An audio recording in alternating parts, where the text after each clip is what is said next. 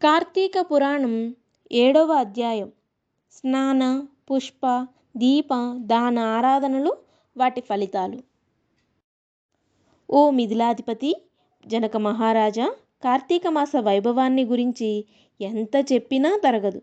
ఈ మాసం ఇహంలో మానవుని తరింపజేయడమే కాదు, పరంలో ముక్తిని కలుగజేస్తుంది.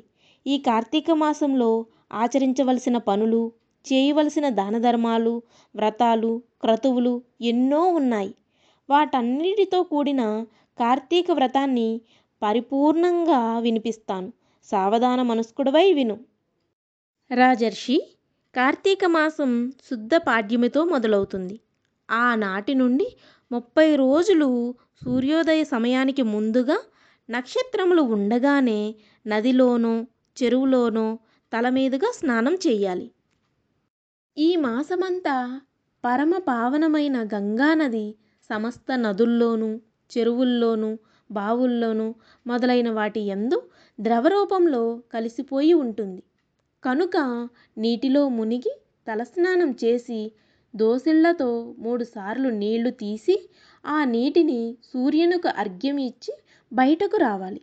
తరువాత పొడి బట్టలు కట్టుకుని తలను పొడిగుడ్డతో శుభ్రంగా తుడుచుకుని ఆరబెట్టుకోవాలి. వార్ధక్యం వల్ల కానీ, ఆరోగ్యం సరిగా లేని కారణం చేత కానీ, అవకాశం లేనప్పుడు కానీ, మరే ఇతర కారణం చేతనైనా కార్తీక మాసం నెల రోజులు స్నానం చేయలేని వారు కార్తీక మాసంలోని ఆదివారం నాడు కానీ, శుక్ల పాడ్యమి నాడు కానీ, పూర్ణిమ నాడు కానీ పైన చెప్పిన దేనియందునైనా స్నానం చేస్తే ఆ మాసమంతా స్నానం చేసిన పుణ్యఫలితం తప్పక లభిస్తుందనడంలో ఎటువంటి సందేహమూ లేదు. స్నానం చేసిన తరువాత ఇష్టదైవం యొక్క ఆలయంలోనో, హరిహరుల ఆలయంలోనో దేనిలోనో ఒక దానిలోనికి వెళ్ళాలి. గోపుర ద్వారం దగ్గర కానీ, స్వామివారి ముందు కానీ దీపారాధన చేయాలి. ఆ తరువాత ఆవినేతితో కానీ, ఎవరికి అందుబాటులో ఏ నూనె ఉంటే దానితో కానీ పిండి ప్రమిదతో దీపాన్ని వెలిగించి దానిని దక్షిణ తాంబూలాదులతో భక్తి శ్రద్ధలతోనూ ఒక సద్బ్రాహ్మణునికి దానం ఇవ్వాలి. అన్ని విధములైన జ్ఞానాన్ని, సమస్త సంపదలను ప్రసాదించే దీపదానాన్ని చేస్తున్నాను.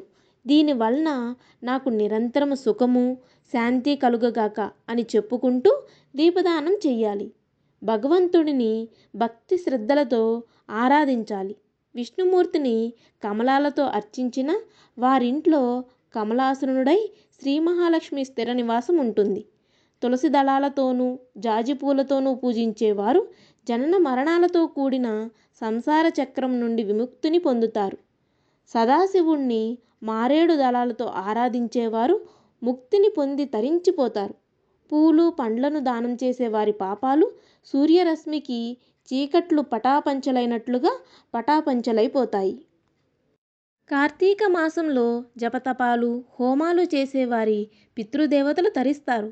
దేవాలయంలో భగవంతుని సమీపంలో మామిడి తోరణాలు కట్టి సాలగ్రామాన్ని అర్చించిన వారికి ఉత్తమ గతులు లభిస్తాయి. ఈ కార్తీక మాసంలో దేవాలయంలోని దేవతామూర్తికి భక్తి శ్రద్ధలతో దండ ప్రణామాలు చేసిన వారికి అశ్వమేధ యాగం చేసిన ఫలితం లభిస్తుంది.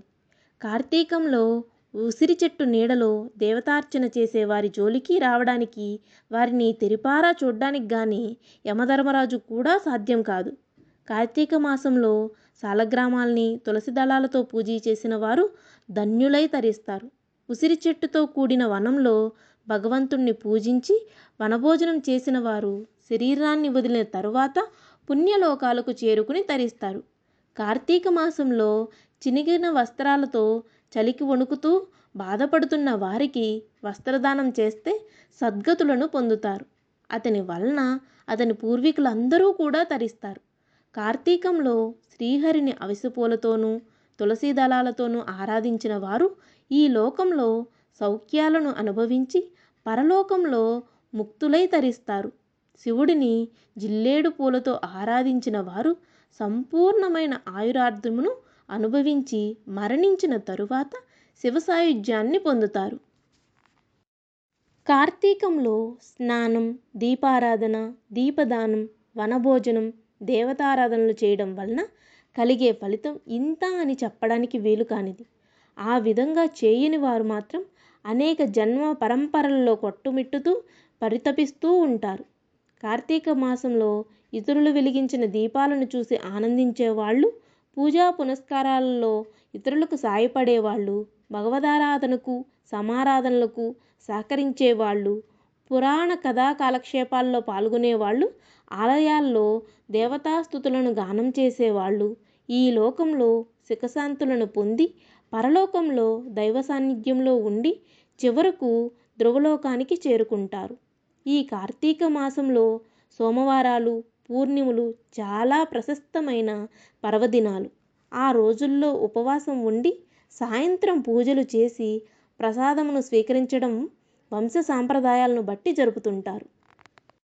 ఈ రోజుల్లో సమస్త కుటుంబాల వారు 3వ సోమవారం కార్తీక పౌర్ణమి రోజున తప్పనిసరిగా పూజలు చేస్తూ ఉంటారు.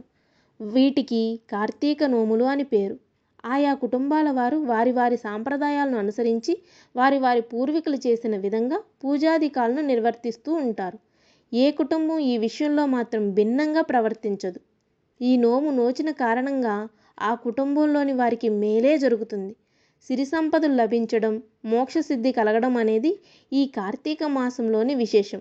ఈ విధంగా ఆచరించవలసిన వేటిని ఆచరించని వారు మాత్రం 7 అంటే 14 జన్మలు నక్కలై పుడతారని వశిష్ఠుడు జనక మహారాజునికి తెలియజెప్పాడు.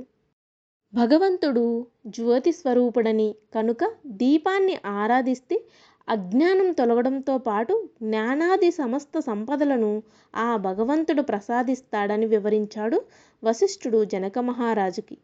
ఇది కార్తీక పురాణం 7వ అధ్యాయం సమాప్తం.